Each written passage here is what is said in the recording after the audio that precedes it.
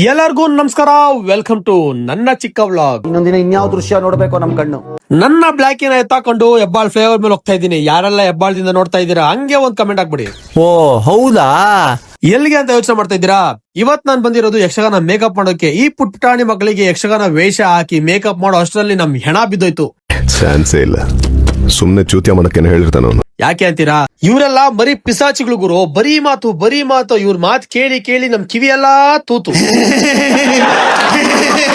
ಅಂತೂ ಇವ್ರು ಡ್ಯಾನ್ಸ್ ಮುಗೀತು, ಎಲ್ಲ ಸುಸ್ತಾಗಿ ಪಾಪ ಸೋದ್ ಮುಖ ಇಟ್ಕೊಂಡು ವಾಪಸ್ ಬಂದ್ರು. ಅವರೆಲ್ಲ ಬಂದಿದ್ದೆ ವೇಷ ಎಲ್ಲ ಬಿಚ್ಚಿ ಬ್ಯಾಗ್ ಪ್ಯಾಕ್ ಮಾಡಿ ಕಾರ್ ತುಂಬುದ್ವು. ನನ್ ಬ್ಲಾಕಿ ನೋಡಿ ಕತ್ಲಲ್ಲೂ ಮಿಣ ಅಂತ ಅವಳೆ. ನಿಮ್ಗೆಲ್ಲ ಏನು ಹೇಳ್ಬೇಕು, ಅದೇನು ಅಂದ್ರೆ ಕೈಯಲ್ಲಿ ಕೆಲ್ಸ ಇಲ್ಲ, ಅಕೌಂಟಲ್ಲಿ ಕಾಸಿಲ್ಲ, ಹೆಂಗೋ ಜೀವನ ನಡೀತಾ ಇದೆ ಅಂದ್ರೆ ಅದು ಈ ನಮ್ಮ ನಾಡಿನ ಕಲೆ ಯಕ್ಷಗಾನದಿಂದ ಮಾತ್ರ. ನಮ್ಮ ನಾಡು ನಮ್ಮ ಕಲೆಗೆ ನಾನ್ ಸದಾ ಚಿರಋಣಿ. ಕೆಲ್ಸ ಮುಗಿಸಿ ಬರುವಾಗ ಮುಳುಬಾಗಲ್ ದೋಸೆ ಅಂಗಡಿ ನೋಡ್ದೆ, ತಿನ್ನೋಣ ಅಂತ ಮನ್ಸಾಯ್ತು. ಜೊತೆಲಿ ತಿನ್ನಕ್ಕೆ ಯಾರು ಇರ್ಲಿಲ್ಲ. ಆಗ್ಲೇ ಜೀವನದಲ್ಲಿ ಒಂಟಿತನ ಹಿಂಗೂ ಇರುತ್ತೆ ಅಂತ ಫೀಲ್ ಆಗಿದ್ದು. ಅದಕ್ಕೆ ಒಂದೇ ಒಂದ್ ದೋಸೆ ತಗೊಂಬಂದೆ. ಆಮೇಲೆ ನನ್ ಬ್ಲಾಕಿ ಇದ್ಕೊಂಡು, ಅಯ್ಯೋ ಬೋಳಿ ಮಗನೆ ನಿನ್ನಾಗ ಎಲ್ಲಾ ಕಡೆ ಕರ್ಕೊಂಡು ಸುತ್ತಾಡಿಸ್ತೀನಿ, ನಾನ್ ಇರ್ಬೇಕಾದ್ರೆ ಬೇರೆಯವ್ರು ಬೇಕಾ ಅಂತ ಕ್ಯಾಕರ್ಸ್ ಮಕ್ಕುಗುದ್ಲು. ಅವಳಿಗೂ ಸಾರಿ ಹೇಳಿ ಕರುಮ್ ಅನ್ನೋ ದೋಸೆ ತಿಂದು ವಾಪಸ್ ಹಟ್ಟಿಗೆ ಬಂದೆ.